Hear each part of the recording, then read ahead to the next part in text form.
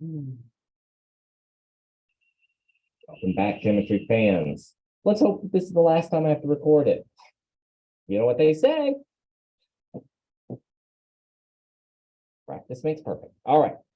Today, what we are going to do is Beer's Law. Beer's Law is a relationship between concentrations of solutions and the amount of light that they absorb.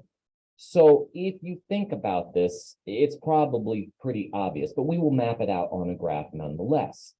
If I add more stuff into a solution, that is going to cause more filtration, more stuff to get in the way of light, and it's going to be absorbed by the solution. It's going to not be able to pass through it, the light. So as I add more stuff, the absorbance is going to increase. So there's going to be this direct relationship. So more absorbance and more concentration. The less stuff we have in there, the less that they'll be interfering, blocking it, and the light will still be able to pass through. What is going to be used to measure this is something called a colorimeter. A colorimeter is just a device that has a light that is being passed across this empty hole that you see in here. Hello. And what we're going to put into there is something called a cuvette. A cuvette is just an empty vial that I am going to put some liquid into it, and then we're going to measure how much light passes through it. So into this device, I will place into that hole my cuvette. I will close the lid, and then I'm going to use this device over here, and it's going to measure how much light is being absorbed compared to how much light is being produced by the colorimeter. All right, so to make the measurements, however, of what we're going to do for comparison to make this graph, we're going to have to make several different versions of this liquid. So we're going to start off with none of the red stuff. It's only going to be all water in our first vial. And then we'll do 2 and 8. We'll use 2 milliliters of red and 8 milliliters of water on the second one. Then 4 milliliters of red and 6 of the water, and then reverse that. 6 of the red, 4 of the water, 8 of the red, 2 of the water, 10 and no water. And then finally, those X's are going to be where we randomize the amount of red stuff that's in there, and we're going to try and fit it on a graph. I know my head is kind of tilted here. Sorry, I'm off center for this one. I'm at an angle. So here, let's jump into now the actual process of making those solutions. Okay, so what we've got on the tabletop, you can see, is my container of the red solution and a container of water. I have an empty graduated cylinder, and I have an empty beaker that we're going to use here. This was my filled vial. We are going to then start by filling up that second one. So I'm going to take 2 milliliters of the red stuff, and I'm going to put it into my graduated cylinder until it hits the 2 mark. And you're saying, well, how do I know it hit the 2? Well, here we go. So you could see there, if I tilt this sideways, that I have at the 2 mark, maybe just a little bit over, and that's okay. So now we're going to go ahead and finish up here. I am going to now suck up some of the water, and I'm going to fill up my graduated cylinder until it hits the 10 mark. Whenever I hit the 10 mark, there's going to be a problem that I'm going to have to explain to you in just a second. So it looks like I'm about at 10 right now. So again, let me show you from the side angle that I am doing this correctly.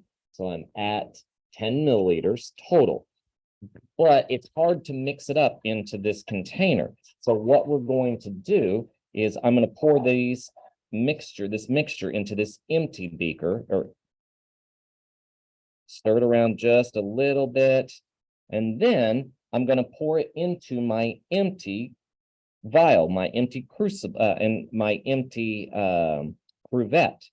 And the reason why I didn't just mix it directly in here is because this cuvette only holds 8 milliliters, and I wanted to make my measurements nice and even. So now I've got a filled up cruvette. I've got my lid on here so it doesn't spill. I've got my device where I can read what it is. I have my machine, which is my colorimeter, so I can insert it into the device and I can close the lid and it's going to give me a reading of what my absorbance is. So I would write these values down. Now, what I'm going to do with these values, and by the way, I'm going to be making a bunch of different versions of this as you follow those different recipes. What you would see is, notice here, each one of these starts to change in color. One of them over here on the side is a little bit lighter than the ones over here where they're darker, and that's because I have different concentrations. So once I put each one of those into my colorimeter, what I'm going to get then is a bunch of data. Well, we need to analyze that data. So let's jump into a spreadsheet. So you're going to create a Google spreadsheet where you have amount of the Powerade versus the absorbance. And then we're going to highlight that data. And we are going to come over here to the three dots or find it on your screen where you insert a chart. Once you insert the chart, it's probably going to make it as a bar graph to start. Well, you need to fix that and turn it into a chart just like this one. Now notice there's a blank on here. Notice that. You see that? Well, if I were to fill it in like it's doing for me right now, it could tell you where it is. But we want to know where that missing value is. Well, if I look at my data, my unknown amount of Powerade was 0.634. So if I were to look at where 0.634 is, and by the way, I'm going to cut and paste this out so that I can actually draw on here. So you won't be able to do this, but I am going to do this right now. Whoops.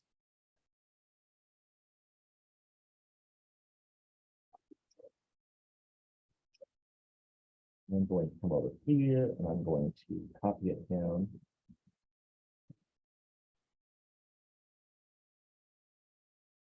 Now, not like that. So try that again.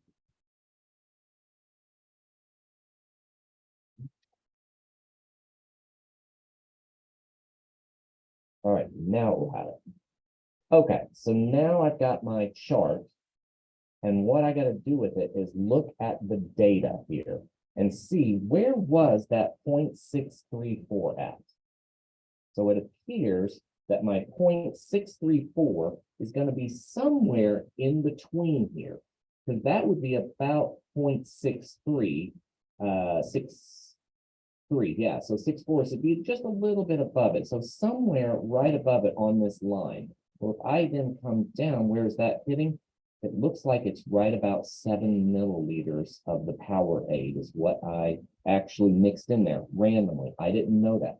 This is what I am asking you to do, is to not only create a graph just like this, but for you to also analyze what was the unknown amount from your activity, from your data. All right, so this is everything that I wish to share with you. I finally got it done. Let's hope that the video works. I will talk with you again soon. Farewell. Bye-bye.